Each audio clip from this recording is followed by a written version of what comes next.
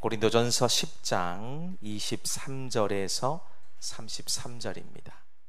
우리 천천히 한 목소리로 같이 읽도록 하겠습니다. 시작.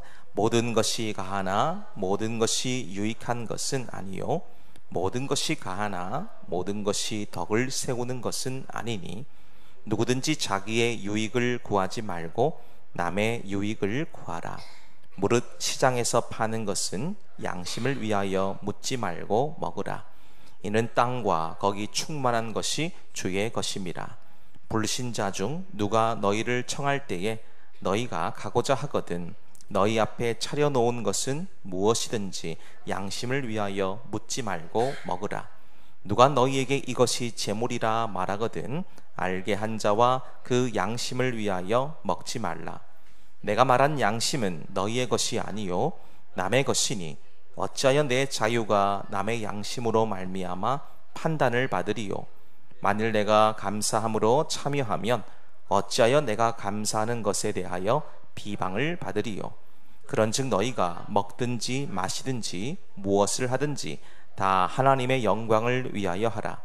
유대인에게나 헬라인에게나 하나님의 교회에나 거치는 자가 되지 말고 나와 같이 모든 일에 모든 사람을 기쁘게 하여 자신의 유익을 구하지 아니하고 많은 사람의 유익을 위하여 그들로 구원을 받게 하라. 아멘. 네, 여러분들에게 우선순위는 무엇입니까? 그리고 어떤 일에 우선을 정하는 기준이 있으십니까? 각자의 나름의 원칙과 기준들이 있으실 거예요.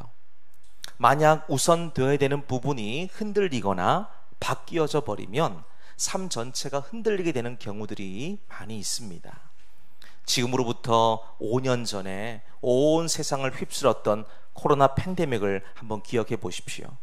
이때 세상의 모든 것이 다 멈췄습니다. 비행기도 멈췄고요. 여행도 멈추어졌어요. 가족들 간의 모임도요 축소가 되고요. 움직이는 것에도 많은 제약이 있었습니다. 이때 사회적 거리두기 이런 신조어가 생겨나기도 했지 않습니까? 그동안 우리 관습처럼 해오던 문화들이 코로나라는 것을 겪으면서 정말 많이 달라졌어요. 그 가운데 하나를 좀 들려고 한다면 신방 문화가 아닐까 싶어요. 신방. 이 코로나 전에는 병원이나 요양시설에 계시는 어르신들을 면회하고 신방하는데 아무런 제약이 없었어요. 그래서 성도들이 삼삼오여 모여서 신방을 가서 같이 기도하며 위로하고 격려하는 것이 너무 자연스러웠습니다. 너무 당연한 것이었죠. 근데 지금은 어떻습니까? 얼굴 한번 뵙는 게 너무너무 힘들어요. 사전에 면회 신청을 해야 되고요. 많은 분들이 가시면 한꺼번에 들어갈 수도 없어요. 마스크는 그냥 기본으로 써야 되는 거고요. 면회 시간도 정해져 있습니다. 아무 때나 뵐 수가 없습니다. 뵈어도 짧게 뵙고 나와야 돼요. 불편한 게 한두 가지가 아닙니다. 마스크를 썼으니까, 마스크 얘기가 나왔으니까 이어서 말씀드리면 코로나 당시에 사회적으로도 이 마스크를 쓰냐 마냐 이것 때문에 상당한 갈등들이 있지 않았습니까?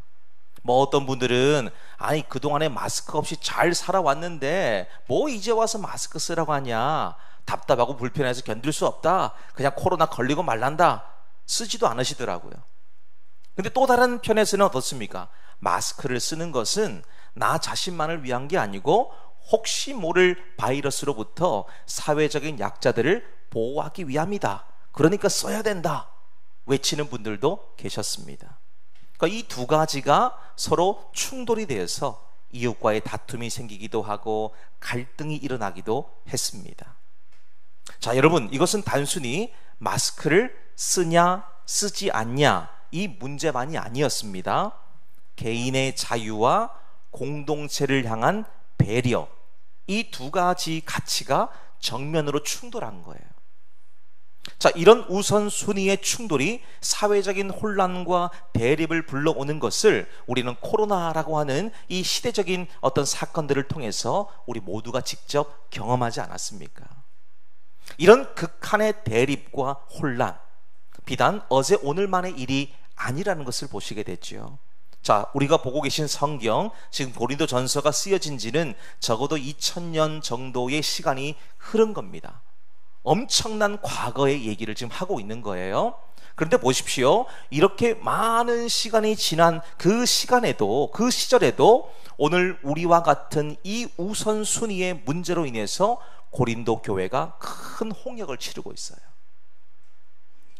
이 고린도 교회가 겪고 있는 문제는 이미 여러 번 우리 말씀을 살피면서 이야기를 드렸습니다. 오늘 이 본문의 배경이 나올 수밖에 없는 것은 우상에게 바쳐진 제물, 이 고기를 먹을 수 있냐 없냐, 이 문제였다는 겁니다. 고린도는 무역의 중심 도시다 보니까는 세계 각국의 사람들이 몰려드는, 지금으로 치면 아주 핫한 동네였어요. 자, 이게 좋은 점도 있습니다만은 치명적인 단점도 있었어요. 세계 각국의 무역상들이 들어오면서 자신들이 믿는 신들을 그곳에 갖고 오는 것이 매우 쉬웠습니다. 그래서 고린도 지역에는 엄청나게 많은 우상 신전들이 그곳에 그냥 즐비했어요. 그러니까 한마디로 말하면 그들의 삶은 종교 생활과 분리해서 말하는 것이 불가능할 정도였다는 겁니다.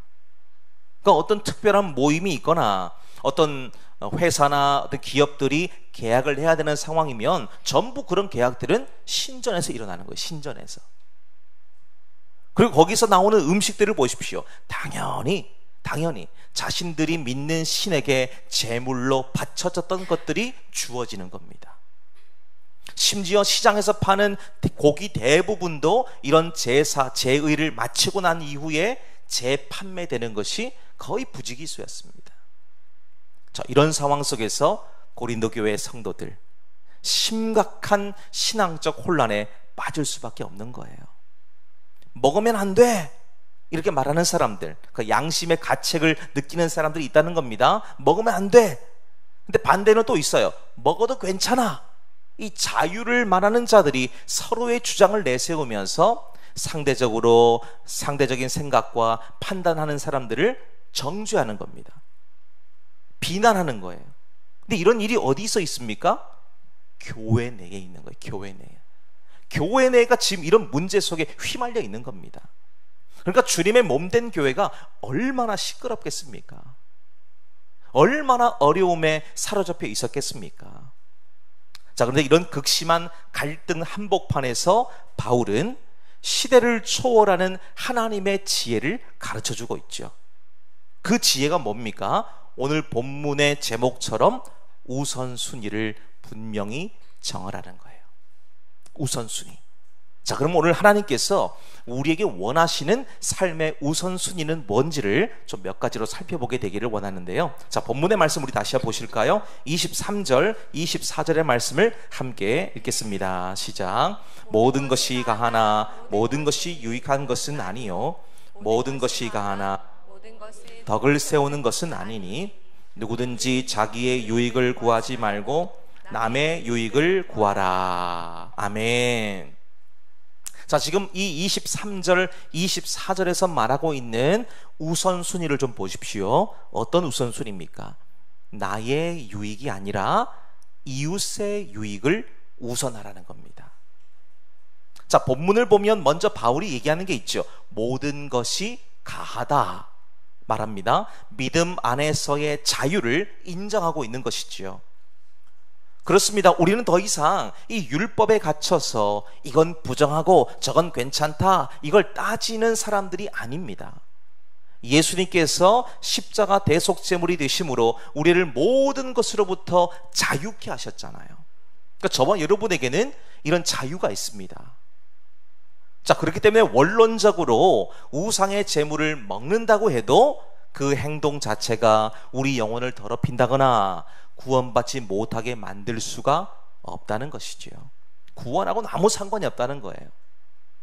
자, 근데 바울은 여기서 정말 중요한 진리를 더 말하고 있습니다. 자, 그게 무엇입니까? 본문을 보시면 그것이 공동체 전체에 어떤 유익이 있느냐, 이것과 그리고 한 가지 더 있어요.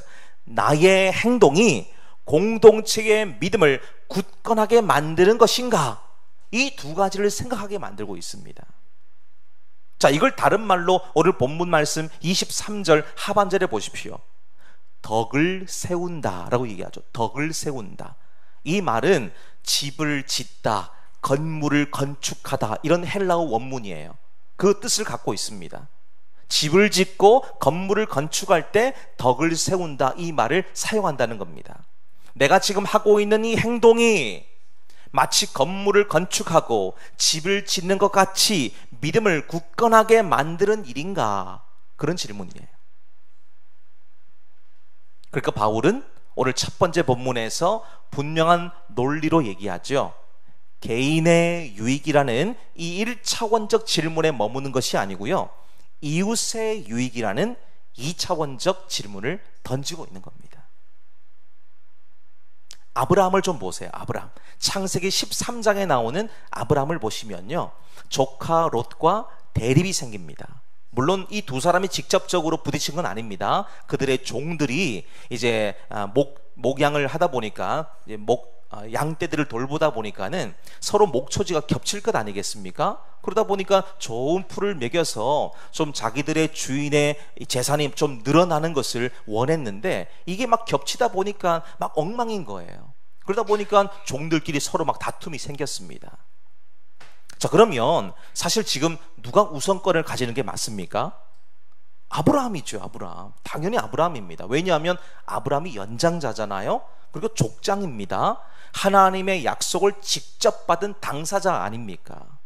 근데 그에 반해서 롯은 어떤 사람입니까? 아버지를 일찍 여의고 아브라함 손에 이끌려서 지금 가나안까지 오게 된, 어찌 보면 아브라함의 은혜를 입은 혈육이잖아요.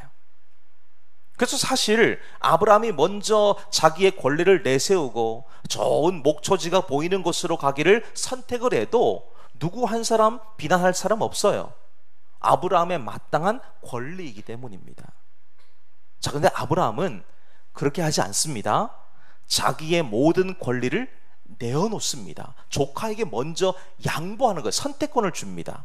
창세기 13장 8절 9절 말씀 보니까요, 아브라함이 롯에게 이르되 우리는 한 친족이라. 나나 너나 내 목자나 네 목자나 서로 다투게 하지 말자. 내 앞에 온 땅이 있지 아니하냐. 나를 떠나가라. 내가 좌하면 나는 우하고 내가 우하면 나는 좌하리라. 이렇게 말씀하고 있어요. 자기의 유익보다 조카의 유익을 우선순위에 두었기 때문에 이런 선택과 결단을 할 수 있다는 거죠. 근데 이에 따른 결과도 좀 보십시오. 결과, 하나님이 자기를 생각하고 자기의 유익과 만족을 위해서 결정한 것을 보지 않으시고 다른 사람, 자기 조카를 위해서 그런 선택을 한 아브라함에게 하나님이 어떤 복을 주시냐면, 뒤이어 나오는 말씀 보면 하나님이 땅과 자손의 복을 약속해 주시지요. 창세기 13장 14절에서 17절을 보면, 너는 눈을 들어 너 있는 곳에서 북쪽과 남쪽 그리고 동쪽과 서쪽을 바라보라. 보이는 땅을 내가 너와 내 자손에게 주리니 영원히 이르리라.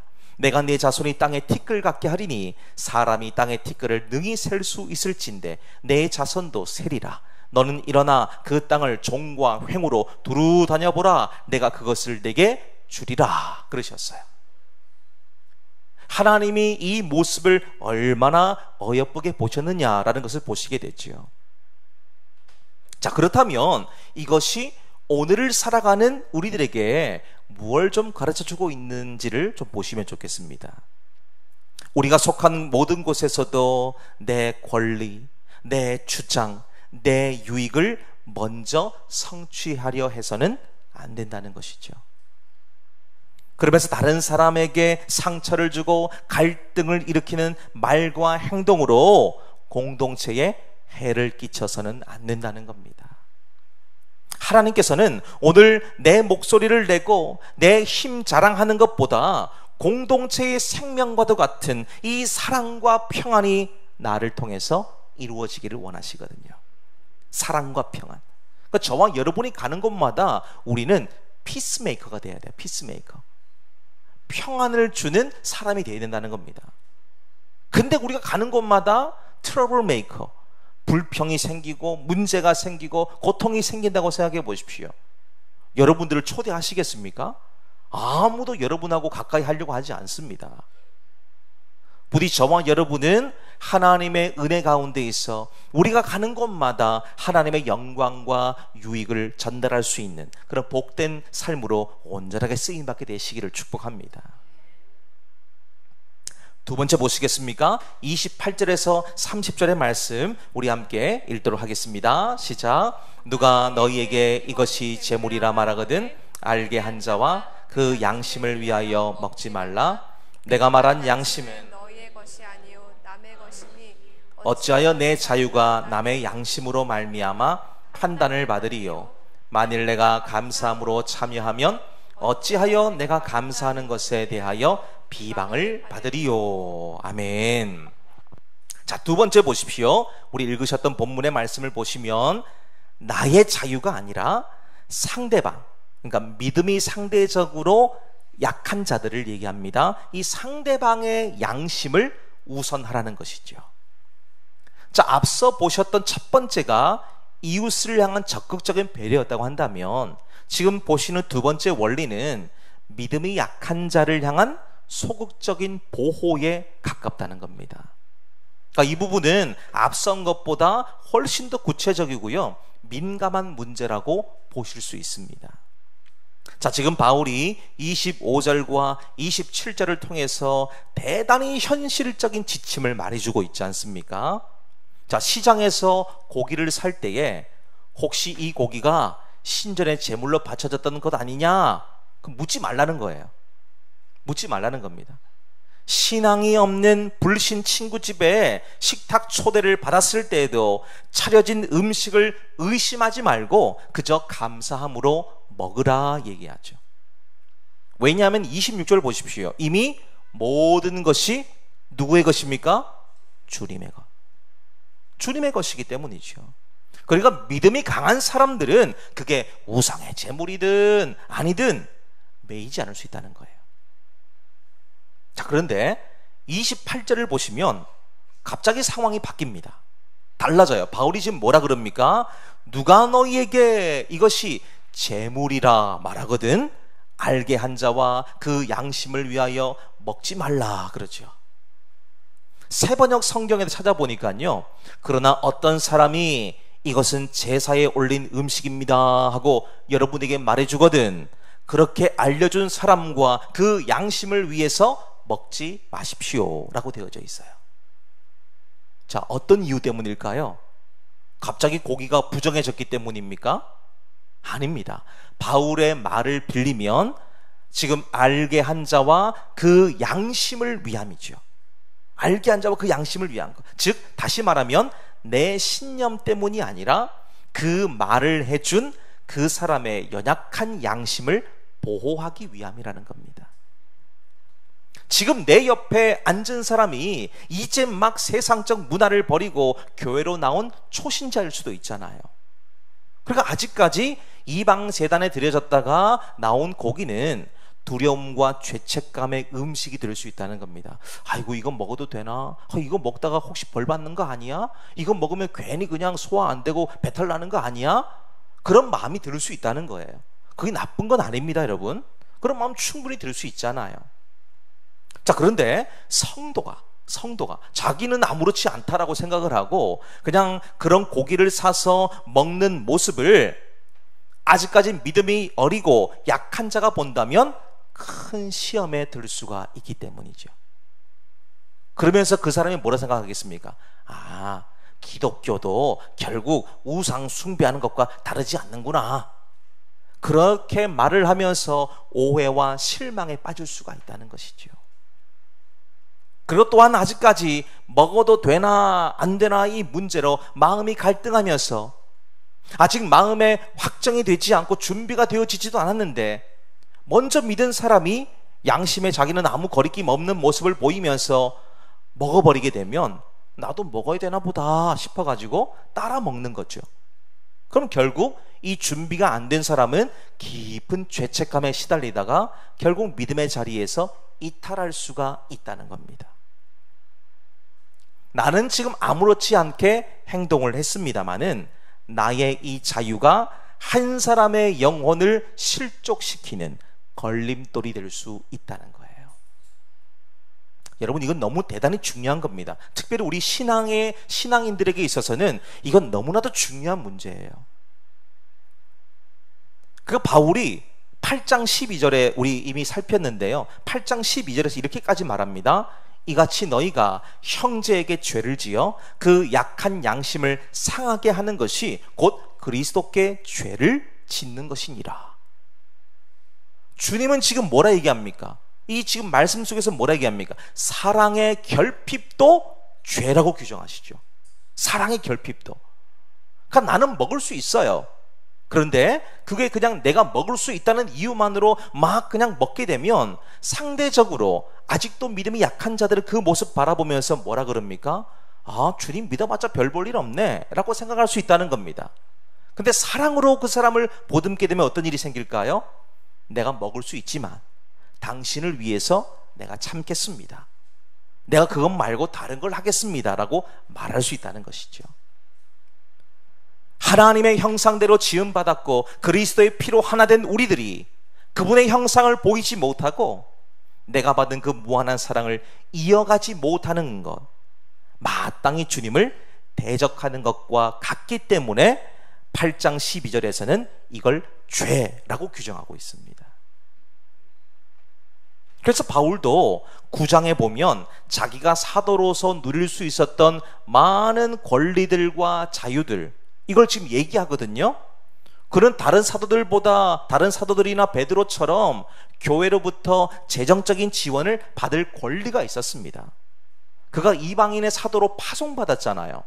그럼 충분히 파송을 받았기 때문에 교회로부터 아니면 성도들로부터 연보를 받을 수 있습니다. 마땅한 권리 아닙니까?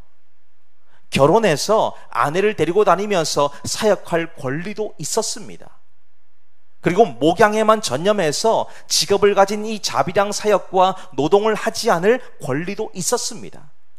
근데 바울은 9장 12절을 보면요, 자기가 할 수 있는 모든 정당한 권리를 스스로 포기했어요. 혹시나 그렇게 해서 재정적인 지원을 받는 모습이 복음을 처음 듣는 사람들에게 그바 바울도 결국 돈 때문이야 라는 오해를 받을까봐, 그래서 복음의 문이 막힐까봐 두려워했다는 겁니다. 여러분, 바울은 이런 사람이에요. 이 정도입니다. 여러분, 신앙인의 자존심 아닙니까? 나 한 사람 때문에 한 영혼이 살고 죽을 수 있다는 것을 생각했기 때문이에요. 그러니까 바울도 그런 얘기합니다. 9장 19절하고 22절에서 밝히는데요, 내가 그렇게 하는 것은 다만 아무쪼록 몇 사람이라도 구원하기 위함이다 라고 얘기합니다. 구원하기 위함이다. 그러니까 바울의 모든 관점과 초점은 어디 있습니까? 영혼 구원에 있는 거예요. 영혼 구원에. 자기도 할 수 있지만, 나도 할 수 있지만 그거 안 한다는 겁니다. 왜? 영혼 구원을 위해서. 자기 권리 주장한다고 해서 누가 뭐라 그럴 사람 아무도 없어요. 마땅한 건데요 뭐. 그런데 그것이 혹여나 복음의 확장을 가로막는 장애물이 될까봐 기꺼이 자기의 모든 것을 다 내려놓고 포기하죠. 주님의 그 사랑이 뼛속 깊이 박혀있기 때문입니다. 여러분, 우리들도 얼마든지 이와 유사한 상황을 맞을 수 있습니다. 시대와 상황과 환경은 다릅니다만 이런 부딪히는 갈등과 문제는 그때나 지금이나 매우 유사하지 않습니까? 지금은 우리가 제단에 제물을 올려놓고 제사 드리지 않습니다. 우리는 예수 그리스도의 보혈의 능력 속에 모든 것이 자유케 되는 은혜를 받았기 때문이죠. 그 저와 여러분이 언제든지 어떤 시간이든지 간에 하나님 앞에 나아가서 예배 드릴 수 있는 것이 우리들의 특권이 되지 않습니까? 그러니까 우리는 지금 제사 드리지 않잖아요. 그런데 보십시오, 심령제단에 우상의 제물을 올려놓고 여전히 다른 불로 분향하는 경우들이 얼마나 많은지 몰라요. 다른 불로 분향드리는 거. 예를 들면 이런 겁니다. 뭐 어떤 술이나 담배와 같은 건덕 생활의 문제라든지, 주의를 지키는 것과 주일에 소비를 하는 그런 문제라든지, 아니면 제사의 문제, 우리 지난 시간 살피지 않았습니까? 제사의 문제라든지, 아니면 정치적인 견해 차이와 같은 이런 일들이 교회 내에서 언제나 갈등의 요소가 될 수 있는 일들이 많다는 거예요. 그런데 보세요. 내가 옳다고 해서, 내가 맞다고 해서 목소리를 막 내보십시오. 그럼 어떻게 되겠습니까? 네, 이길 수는 있어요. 목소리 크니까 이길 수는 있습니다. 근데 상대방 어떻게 될까요? 치명상을 입는 거예요. 치명상을 입는 겁니다.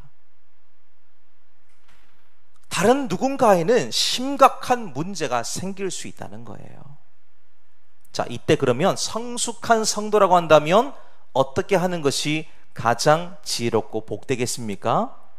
상대적으로 연약한 자들의 양심과 믿음을 지키기 위해서 기꺼이 나의 자유를 절제하는 거예요. 그런 건 말하지 않아도 되잖아요. 정치 얘기할 필요 없잖아요. 굳이 그걸 따질 필요가 없잖아요. 굳이 다른 말 할 필요가 없지 않습니까? 우리는 사랑의 띠로, 사랑의 공동체로 하나가 된 존재들인데 그거를 깨뜨리고 분열시키는 말들을 할 필요가 뭐가 있냐는 겁니다. 할 필요가 없어요. 그런 것이 혹여나 내 속에 자리를 잡고 내가 무언가 우월감을 나타내고 드러내려고 하는 것이 있다면 어떻게 되겠습니까? 끊어내야죠. 끊어내야죠. 왜 끊어내야 될까요? 공동체를 위함입니다. 공동체. 나에게는 자유가 될 수 있지만 상대방에게는 상처가 될 수 있다. 그리고 나를 정죄하게 되므로 그것이 바로 죄로 이어질 수 있다는 겁니다. 자, 그러니까 우리는 조금 더 성숙해져야 되겠죠.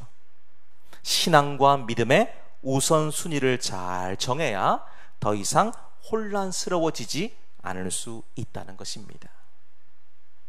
그럼 마지막 세 번째 보십시오. 자, 31절에서 33절의 말씀입니다. 함께 읽습니다. 시작. 그런즉 너희가 먹든지 마시든지 무엇을 하든지 다 하나님의 영광을 위하여 하라. 유대인에게나 헬라인에게나 하나님의 교회에나 거치는 자가 되지 말고 나와 같이 모든 일에 모든 사람을 기쁘게 하여 자신의 유익을 구하지 아니하고 많은 사람의 유익을 구하여 그들로 구원을 받게 하라. 아멘. 뭐 제가 또 부연 설명 붙일 필요가 있습니까?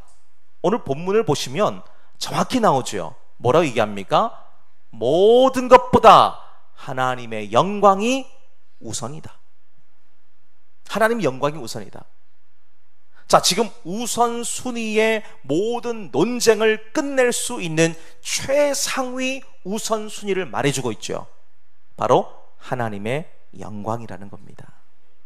그러니까 우리 삶의 모든 것을 판단하는 기준이 바로 절대적 기준이 바로 이겁니다. 우리가 왜 이웃의 유익을 먼저 구해야 됩니까? 왜 연약한 형제의 양심을 위해서 내가 가진 자유를 제한해야 됩니까? 왜 남의 눈치를 봐야 되고 왜 개인의 신앙 자유까지 이렇게 손해를 봐야 됩니까?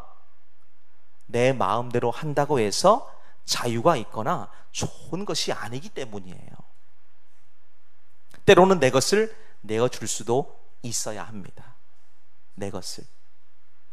주님이 저와 여러분을 위해서 자신의 생명을 조금도 망설이지 않고 십자가에 내어주신 것처럼 우리도 하나님의 영광을 위해서 내 것을 내어드릴 때에 하나님이 그것을 받으시기 때문이에요. 지금 우리가 말하고 있는 하나님의 영광 이렇게 말을 하니까 너무 거창하고 또 때로는 좀 추상적으로 들릴 수도 있잖아요. 근데 이게 어떤 거창한 말뿐인 것이 아니라 아주 구체적인 삶의 방식이라는 것입니다. 하나님의 영광을 위해서 산다라고 하는 것은 내 삶의 모든 영역을 통해서 하나님의 성품, 그분의 사랑, 자비하심, 거룩하심, 이걸 드러내는 삶을 사는 겁니다. 그러니까 좀 더 쉽게 말하면 나를 통해서 하나님이 보이도록 사는 거예요. 하나님 눈에 안 보이시잖아요. 근데 하나님이 눈에 안 보이시기 때문에 존재하지 않는 분이 아닙니다. 그분은 지금도 시퍼렇게 살아서 역사하고 계시는 분이에요. 지금도 우리 눈에만 보이지 않을 뿐이지 그분은 언제나 내 옆에서 항상 함께 계시는 분입니다. 그러면 이분을 내가 무슨 수로 증명해내겠습니까? 무슨 수로? 믿지 않는 분들은 말하겠죠. 아니, 너 하나님 봤니? 봤으면 어떻게 생겼는지 좀 얘기 좀 해봐봐. 너 지금 그럼 대화할 수 있어? 옆에 누가 있다면서. 아니, 내 눈엔 보이지도 않는데 무슨 있다고 말을 하니? 라고 말할 수 있잖아요. 그럼 우리가 대화가 안 되지 않습니까? 어떻게 하는 것이 옳겠습니까? 방법이 없어요. 저와 여러분의 삶을 통해서 보여주는 수밖에 없습니다. 보여줄 수밖에 없는 거예요. 내가 하는 말, 행동, 생각, 이런 것들이 나만을 위해서 살아가는 인생이 아니라 다른 사람을 위해서, 좀 더 나아가서는 오늘 세 번째처럼 하나님의 영광을 위해서 사는 거죠. 거룩한 은혜를 나타내고 그분의 사랑과 긍휼을 내 삶을 통해서 보여주는 겁니다. 그렇다고 여러분들이 성자가 되십시오라고 제가 말하진 않겠습니다. 우리는 성자가 될 수가 없어요. 왜냐하면 우리 매일마다 죄악투성 속에 살기 때문에 그냥 우리는 매일마다 그냥 오염투성입니다. 근데 예수님의 보혈로 깨끗하게 날마다 씻어내는 것이 저와 여러분 아닙니까? 그러니까 성자가 되란 말이 아니고 저와 여러분의 삶을 통해서 정말 주님이 살아계시는구나, 이걸 증명하자는 거죠. 이걸 가장 잘 보여주신 분이 바로 예수님이세요. 그분은 빌립보 2장의 말씀을 빌어서 보면 하나님이시지만 하나님의 자리에서 내려오셨습니다. 가장 낮고 천한 이 땅에 사람의 몸을 입고 오신 것도 모자라서 종으로 섬기셨어요. 종으로 제자들의 발을 씻기시잖아요. 십자가 달려 죽기까지 하셨습니다. 예수님께 자유와 권리가 없으십니까? 얼마든지, 그리고 충분히 자기를 드러내고 자기 힘과 능력을 뽐내실 수도 있으셨어요. 근데 우리가 볼 때는 너무도 당혹스러울 만큼 자기를 비우셨습니다. 십자가에서 죽으신 거예요. 왜 그렇게 하셨을까요? 왜? 이유가 있을 거 아닙니까? 그게 하나님 아버지의 뜻이었거든요. 아버지가 그렇게 하랬습니다. 즉 예수님의 모든 사역은 하나님 아버지의 영광이죠. 영광. 그분께 영광을 올려드리는 삶. 그러니까 자기 모든 것을 내어드릴 수 있는 겁니다. 자, 그럼 정리를 한번 해볼게요. 우리가 하나님의 영광을 위해서 산다 라고 말하는 것은 예수님이 아버지 하나님을 향해서 보여주신 삶의 방식을 따라가겠노라 다짐하고 결단하는 것이죠. 내가 그분을 따라가겠습니다 말하는 겁니다. 지금 저와 여러분을 가리켜서 예수님의 자녀, 예수님의 제자라고 말하는 것은 왜 그렇게 부를 수 있는 겁니까? 그분을 닮아가는 삶의 자리로 가겠습니다 라고 하는 것을 결단하는 거잖아요. 우리 삶의 중심에 하나님의 영광이라는 절대적 나침반을 세워두면 딴 길로 가지 않을 수 있습니다. 곁눈질하지 않을 수 있어요.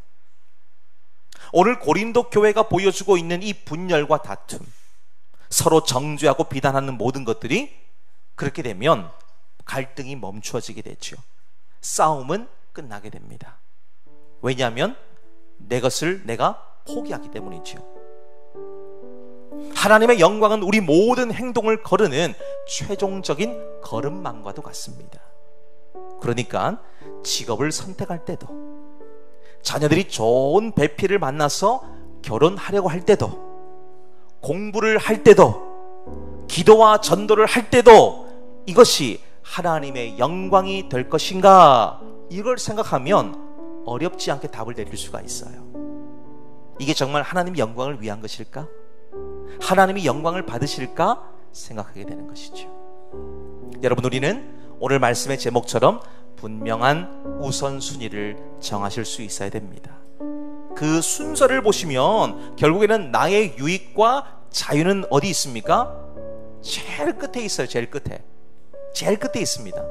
그럼 첫 번째가 뭐였죠? 하나님의 영광. 순서적으로 보면 그렇습니다. 그럼 두 번째는 뭡니까? 이웃의 유익이죠. 세 번째가 뭡니까? 내 거. 그때 비로소 내 거를 찾는 거예요. 제일 앞서야 되는 하나님의 영광, 우리가 먹든지 마시든지 무엇을 하든지 그분께 영광을 올려드리는 복된 삶이 되셔서 모든 방향과 초점을 맞출 때에 우리 삶은 더욱더 아름답고 복된 은혜를 누릴 수 있게 될 것입니다. 이 은혜로 승리하는 저와 여러분 되시기를 주님 이름으로 축복합니다.